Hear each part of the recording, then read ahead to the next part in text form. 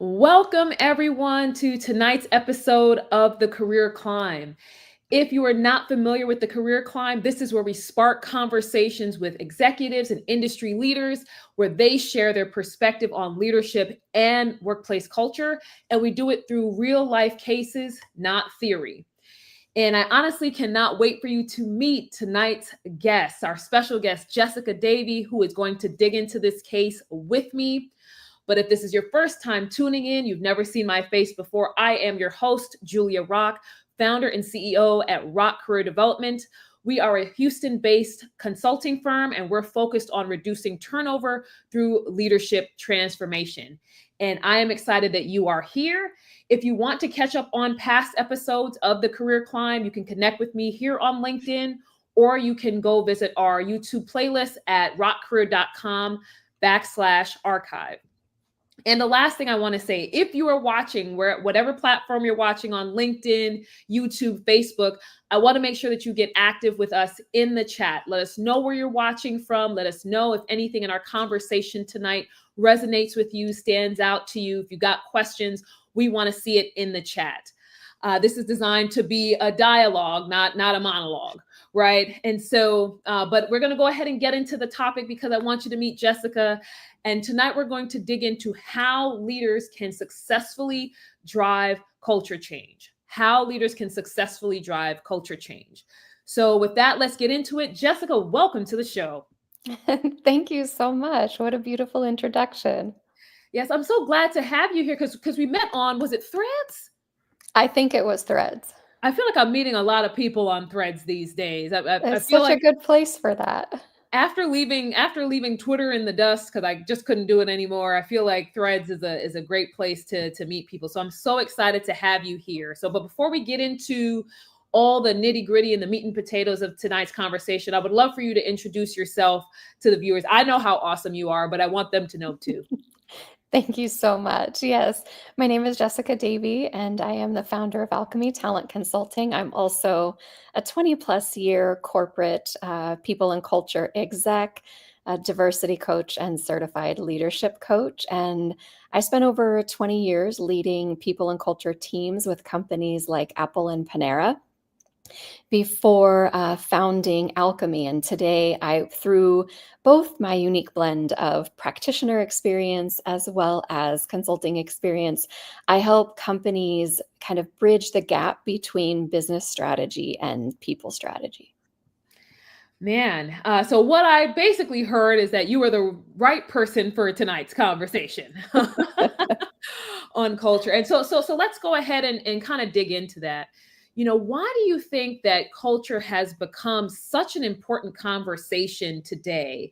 I think about when I first started in my career years ago. I won't date myself, but years ago, I feel like we weren't talking as much about culture, whether it's leadership culture, company culture, whatever it might be. I just don't feel like there was that much emphasis. Why do you think there's such a shift to that today?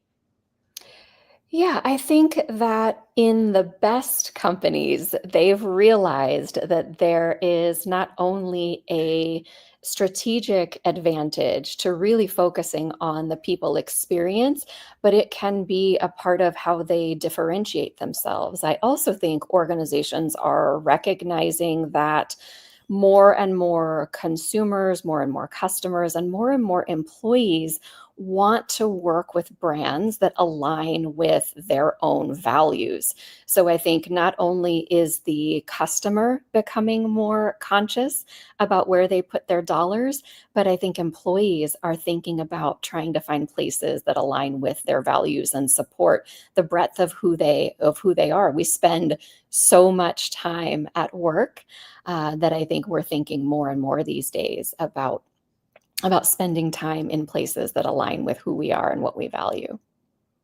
And I think if the math is correct, I think it's that we spend like a third of our life at work. Mhm. So it's a lot of time, and depending on the job you have, I mean, you're spending more time at work than you are with your loved ones, more time than you do, sleeping. So there's a lot of time that you're putting into your workplace. You want to make sure it's the right environment for you. So I love that perspective. So we talked about why it's important, but I wanted to get your perspective on what conversation do you think we're not having when it comes to culture, right? There are the key things we have that people want to feel welcome and all those things, and you want it to be cohesive, blah, blah, blah.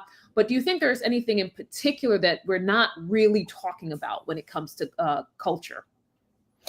I think there are two main things that sometimes get missed, and especially in the last couple of months. One, we see that diversity, equity, and inclusion is under threat in a significant way.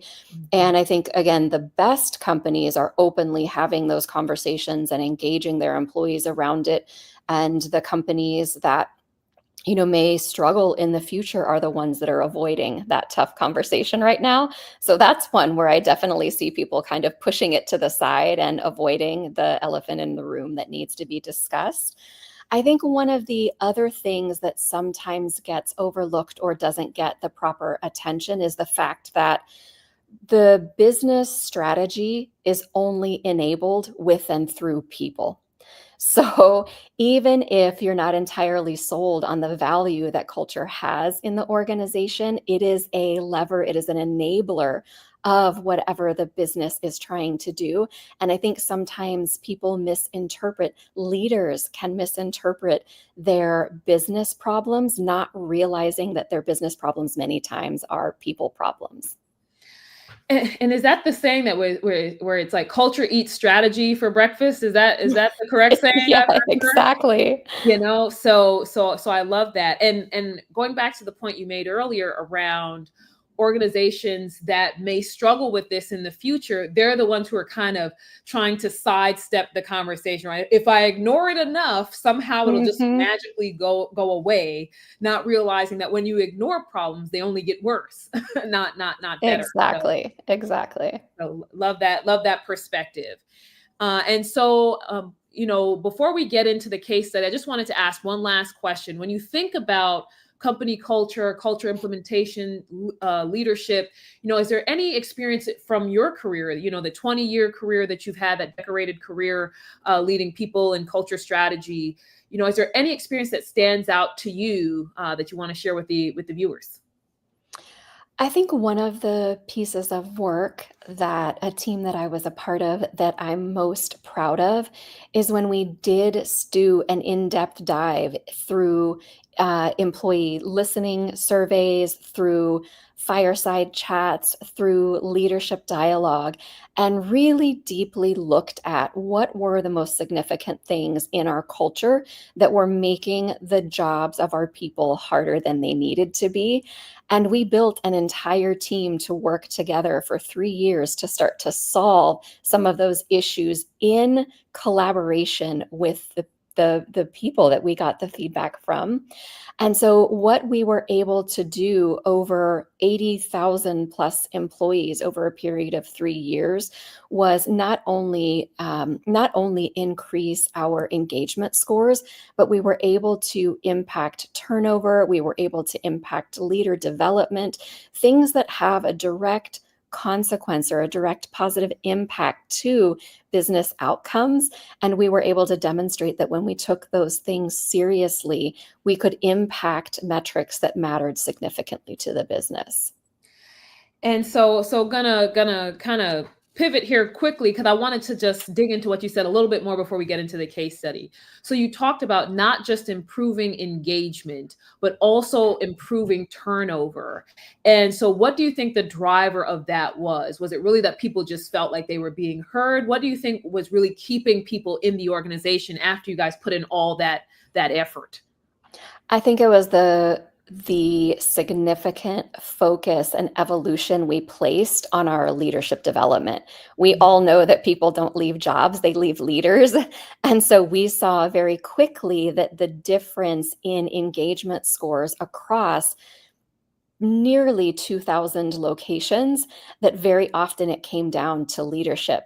And so we invested very heavily in our leadership development, in establishing a leadership framework, in establishing leadership development programs, in establishing a leadership philosophy that leaders had the option to commit to fully and make commitments to their team. So we saw very clearly the impact that one single person can have on not only the engagement, but the retention of a team. I love that so much.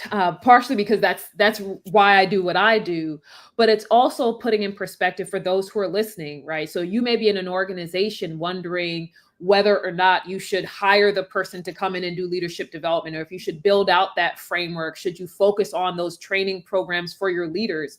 But the truth is, your leaders are the ones who are going to help drive your retention rates and help keep people in the organization and the right talent. Because typically the people who are leaving are not the ones you want to get rid of. It's typically your top talent because they've got the most options, right? And Mhm. so if you are spending the time and willing to make the investment for the leadership development, you're going to see the dividends when you're able to keep your top talent and get the best out of them. So love that. So, okay, let's go ahead and hop in. Let's go ahead and dig into it now. So for those of you who may have just joined the program, we're going to talk about a case study, and I'm going to get Jesyka's thoughts on how we can approach the challenge that this leader faced in this. This is a real story, a real situation. Names and details have been changed for privacy. So in this situation, there's an accounting firm manning financial services, and they have seen declining employee engagement scores over the past 3 years. And so a recent survey highlighted that the employees are feeling disconnected from leadership. They're dealing with micromanagement. They're lacking psychological safety, and turnover, especially amongst top performers, has skyrocketed. So things have kind of gone off the rails over the past 3 years. So the challenge that we now have is that there's a new CEO who came into the accounting firm, and that person has a mandate of how do you transform the company's leadership culture. How do you make changes? So to make sure that it's not just this overbearing, rigid, top-down style, how do you shift it to something that's more collaborative in nature, where you're leveraging the insights from employees and focusing on empathy, emotional intelligence, and authenticity. And she's hired Jesyka and her team at Alchemy Talent Consulting to help develop this culture change and transformation strategy. Now, here's the challenge for us to discuss tonight. What we're seeing is that the company's executive team, people who have been there for a long time, decades even, are resisting the change. Managers, like middle managers, are not sure about how they can lead differently in a new culture. And the employees are kind of tuned out, jaded, skeptical that leadership will actually follow through on this, this bold vision of a culture transformation strategy.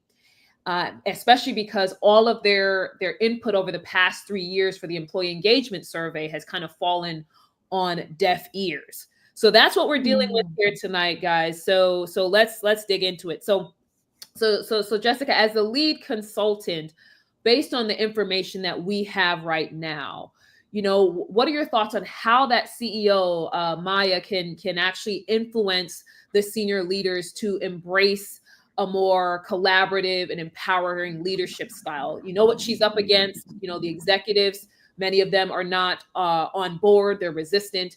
How can she start to influence some of the folks in the organization? Yeah, I think Maya's got her work cut out for her. For sure. But there are a few things that really stood out about what you shared. The first, though, before I address any of that, though, the first thing I would work with Maya around was her vision for the future. So I think more than anything, people need senior leaders, even people who've been around for a really long time. Most humans want to be part of something bigger than themselves. They want to know that the work that they do makes an impact and that they're contributing to something compelling for the future.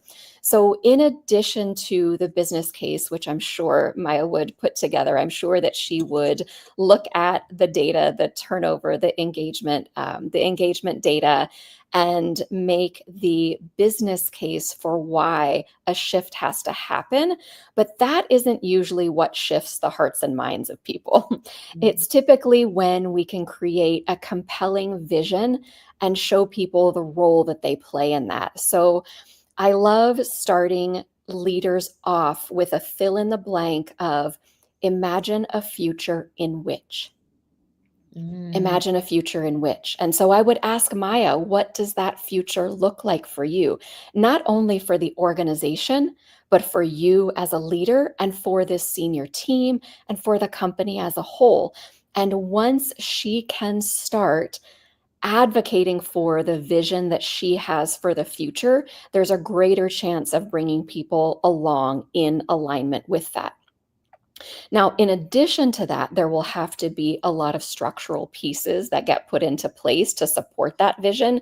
So it could be anything from an assessment of her senior team, it could be development for her senior team, it could be a leadership philosophy that gets created, it could be taking a look at how senior leader performance is evaluated, how senior leaders are compensated. There are any number of things that we would want to look at, but it would all start with the vision for the future and then also looking at where the business is today and what the gaps are between where we're at today and that vision that she has for the future. And I'll pause there and see how that lands, and then also what else you might want to know about that. No, so I think what you said at the very beginning there is important around setting the vision, right? What good is a map if you don't know where you're going? Right? And Right. so all the things that you would be building to try to get people on board and all of that, it's like that's nice, but what are we trying to achieve? Like where are we trying to get to? So setting that vision is so important. And I like the fact that you said, it may be that the leaders need some additional development. They may need to have a plan in place. It may not be that they're resistant. It may be that they just need a little bit more time, a little bit more work, a little bit more support to help get them along the way. I think what happens too often in organizations with changes is that we start to discard people who are resistant to change, right? Like, hey, if you're not on board, this train's leaving the station with or without you, right? And so, but I love the fact that you said, hey, we need to bring them along. So what do we need to do to help them get there? And I I'm sorry, please go ahead. Oh, I was going to say, yeah, I have a belief that many times complaints are just commitments in disguise. So when someone is quote unquote resistant or they have a complaint about the direction that things are going, usually underneath that, there's something that they're committed to that they don't feel is being honored.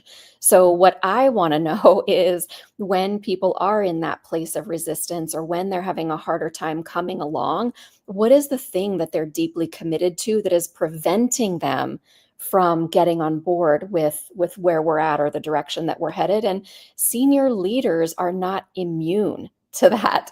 We sometimes forget that senior leaders are still capable of growth and development and evolution. And so I wouldn't exclude them from the development process that has to happen to move the organization forward.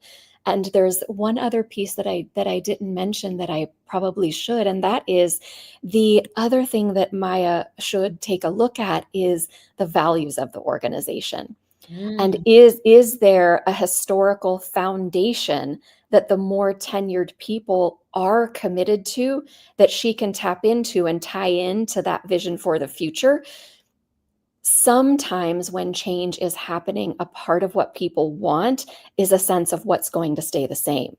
mhm. And in any transformation, there are still things that that company will remain committed to that they've always been committed to. And that's an important part of the conversation about the transformation that needs to happen. It's here's what has to change. And also here's what you can count on to stay the same. Here's what we will never change, what we will never sacrifice, and what will continue to be familiar through this process. Thank you for bringing that up, because a follow-up question I was going to have for you is, are some of these senior leaders maybe dealing with some level of fear, right? That there's too much change happening and, all the values are going to go out the window. We're going to be doing some newfangled thing and we're going to forget who we are and what we know. And so to your point, if there's a way to highlight, hey, these are the things that change, but these are the things that we're staying committed to, anchored to, they're not going to change, that could help to improve how they feel. So thanks for bringing that forward. I want to take a moment to say hello to everyone who is being active in the chat. I see Brittany. Thank you so much for telling us that culture is a competitive advantage. I see Christy from Florida. Hello there. I see Dr. Collier. Thank you for joining from Atlanta. And I have a few other users there. Can't see your names right now, but thank you guys for joining us and keeping the conversation active. So based on what we just talked about, Jesyka, let's step to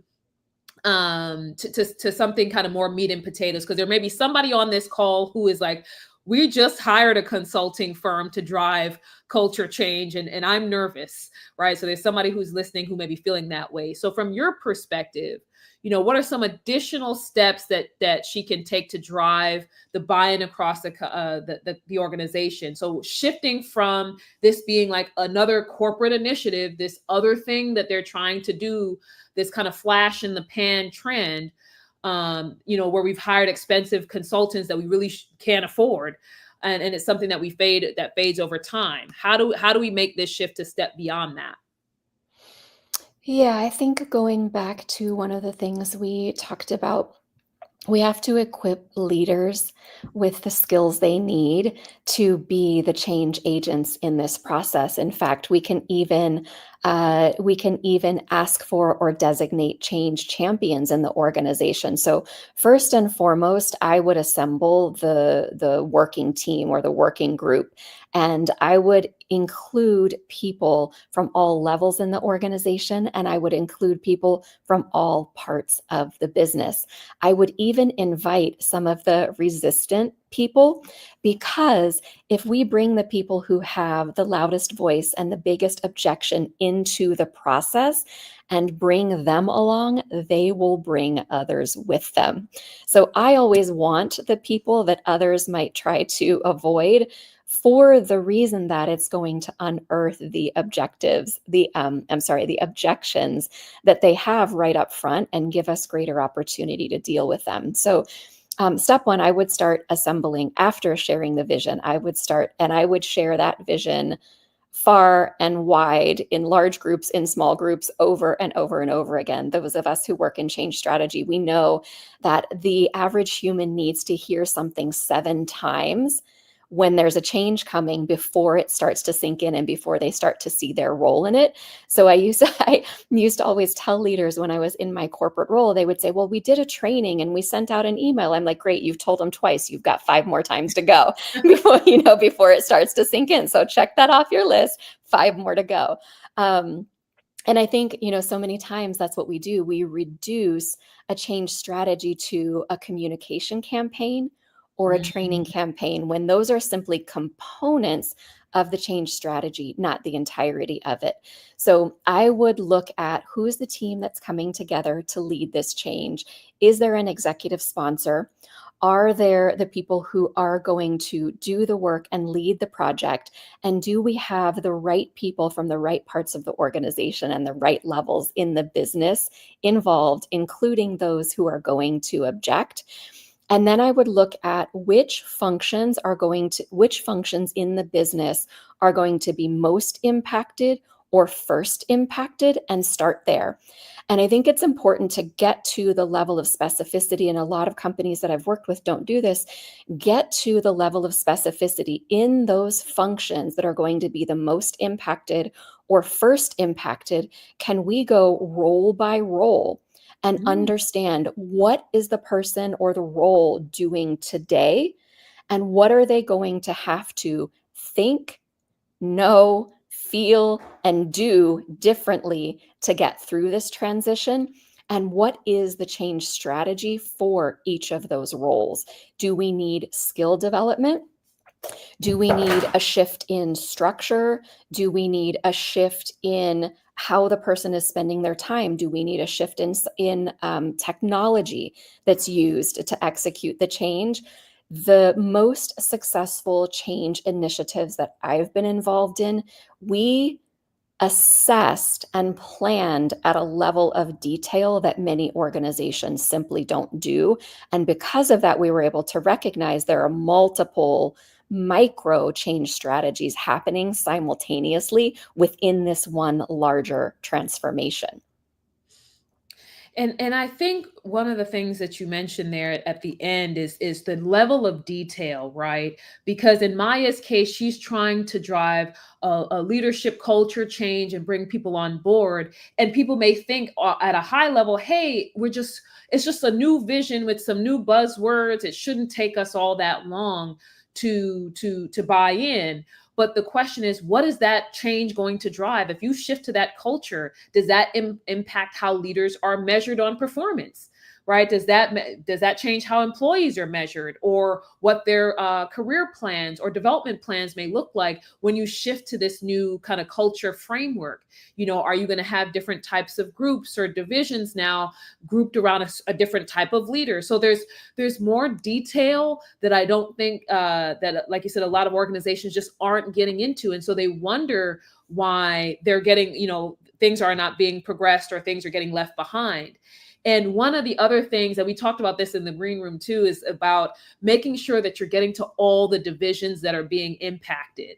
As I had mentioned, in my career, I saw a major technology implementation that was unsuccessful because they didn't bring everyone else on board. It was just the finance organization that had really been focused on, hey, we're going to do this. This is going to be great. It's going to save us so much time. We're going to be so efficient. But they hadn't gotten anybody else's buy-in in operations or in the business. And so it became hard to actually execute and operationalize it because people didn't believe. Maybe in finance we did, but everyone else maybe wasn't on board. So I love that concept. So for those of you who are listening, Jesyka just gave you kind of a blueprint for the change that's happening in your organization. So if you missed part of it, make sure that you catch the replay, because she literally gave you a blueprint to work with. If you just hired a consultant, and unfortunately, for whatever reason you didn't hire Jesyka, she still gave you a blueprint. Thank you. You reminded me, when in the example that you were just sharing as well, you reminded me that a part of the work that needs to be done, so often there's a function within the organization like finance that's responsible for leading a project, and they haven't thought through the downstream impacts, all of the functions and people and roles that change is going to touch, and they don't bring people along until they're ready to implement or they're ready to roll out, right? And they're like, okay, we've got a training plan, or we've got a communication strategy. That's it. Like, no, any organizational change requires individuals and groups of individuals to do something differently. Okay. Right? So you have to have a plan for what that different is. And like you said, the impact to operations might be different than the impact to marketing, might be different than the impact to the people and culture team. And by the way, I think the people and culture team is one of the teams that often gets left out of these change conversations, because any organizational transformation that is related to culture, it's going to touch the entire employee life cycle. So we have to be able to look at, how does this impact talent acquisition? Does it change the way that we advertise for jobs, or the types of candidates that we're looking for in a particular function? We have to look at the onboarding process. If we're going through a major culture transformation, how do we shift the onboarding process so that we're bringing people into the organization in alignment with the direction that we're headed? Do our comp and benefits plans reinforce the direction that we're trying to go? Is our leadership development teaching an outdated set of concepts or behaviors or beliefs?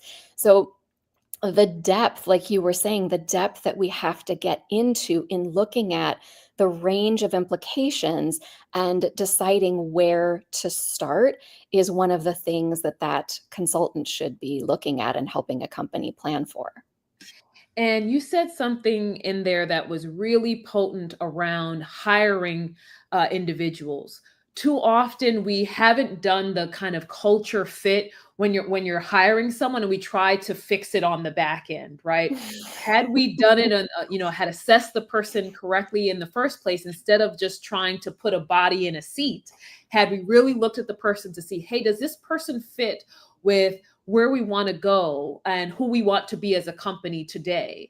If we did that analysis up front, we wouldn't have to do so many shifts later on, because we would have brought in the right people. So I love that you highlighted that point particularly.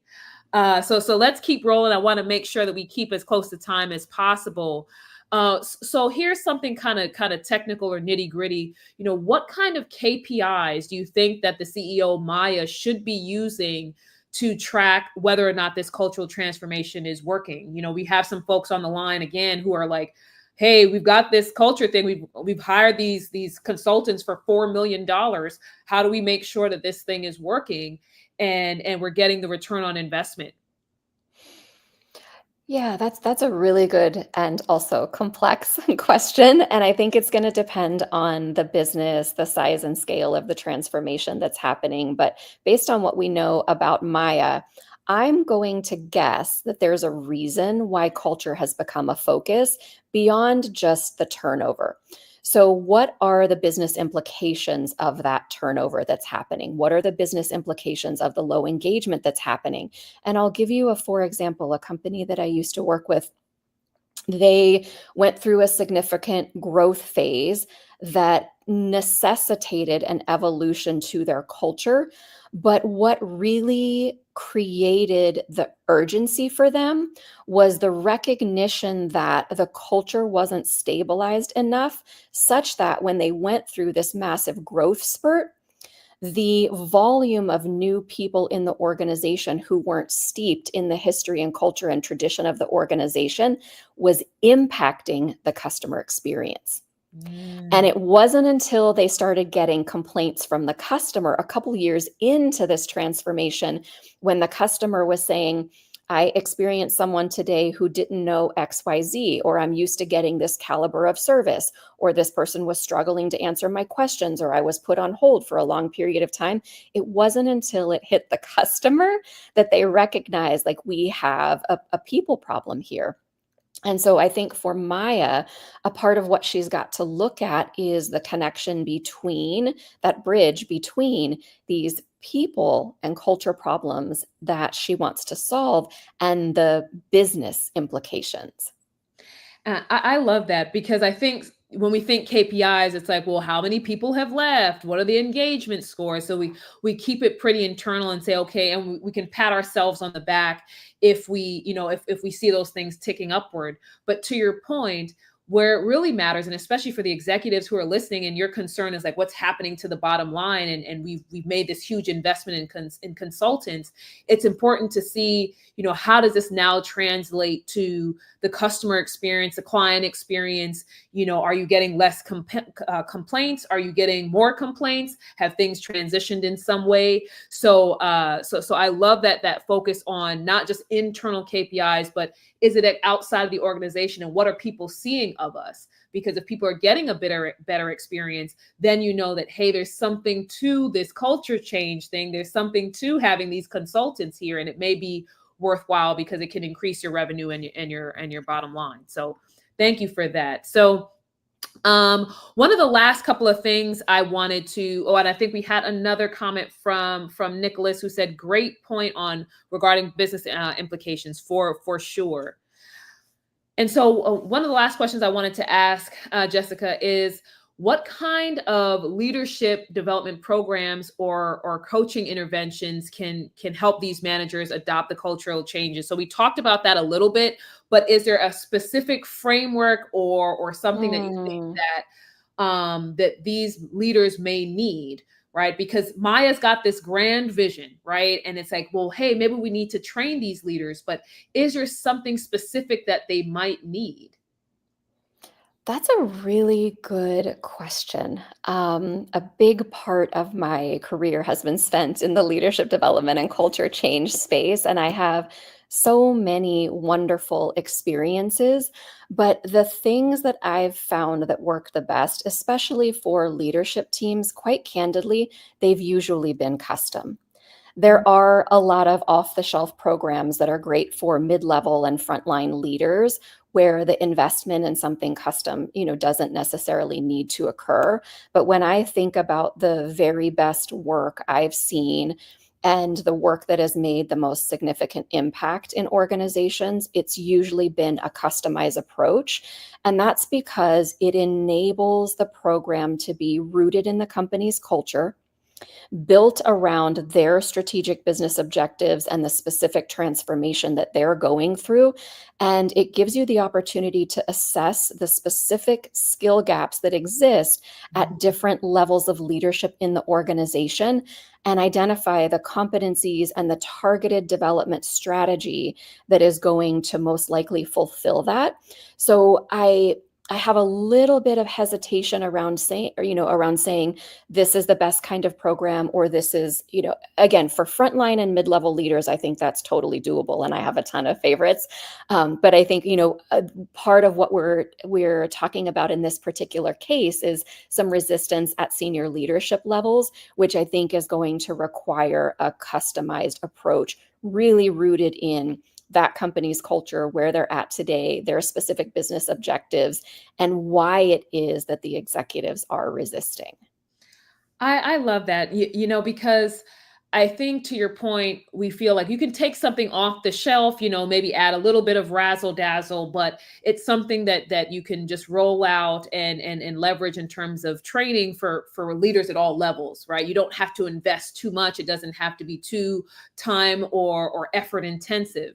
But to your point, at that kind of level of leadership, at that executive level, that senior level, where you're seeing this kind of resistance and they're responsible for so many people within the organization, you can't take a cookie cutter approach. You've got to make sure you're understanding the nuances and their specific values, their specific concerns, to make sure that whatever you're giving them as training or development is actually going to take root, because they're setting the tone for the rest of the organization. So if it's not taking root with them, that means all of this is for naught. So thank you for not taking the easy way out and saying, hey, well, just use a personality assessment. It's fine. I do think that executive coaching can be a really critical component as well, because each leader, depending on the function and how their function is being impacted, their teams are going to have different points of resistance. Their teams are going to have different questions about the transformation. And generally speaking, most functional leaders haven't had the opportunity, even if they're 20, 30 years into their career, they haven't had the opportunity to build the change strategy skill and how to coach employees through that. So I do think that's one place where executive coaching, particularly for the senior leadership team, can not only reinforce some of what the company is trying to do, but give them the support and a confidential place to work through the struggles that their team might have in any culture transformation. And I just want to just kind of give a hand clap for that, because not because I'm an executive coach myself, but also because I think executive coaching sometimes, especially if it's company imposed, people may think, well, it's because I'm not doing well, or it's because I'm Mm. failing, or it's because that I'm deficient in some way that the company wants to give me a coach. And very often that's not the case. It's because they see your value, they see your potential, but perhaps there's a roadblock that you need to move past. Perhaps this is an acceleration opportunity for you, whatever it might be. But I think executive coaching, or coaching in general in organizations, it gets a bad rap that, hey, if you've got a coach, that means, you're one step away from a performance improvement plan. And that may not be the case. It may just be that, hey, you're a high performer. They see the value that you bring, but it may just be that there's something more that they need to develop within you, or again, there's a roadblock that you have to get past. So thank you for highlighting that. So last question, and then we're going to wrap this up and let you get back to your evening.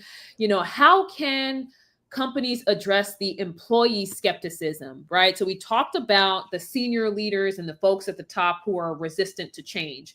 But as we said earlier in the case study, the employees also are skeptical because they've been putting things in the employee surveys and it's fallen on deaf ears. There's always some new initiative that never goes anywhere. How can companies address that kind of skepticism in their organizations?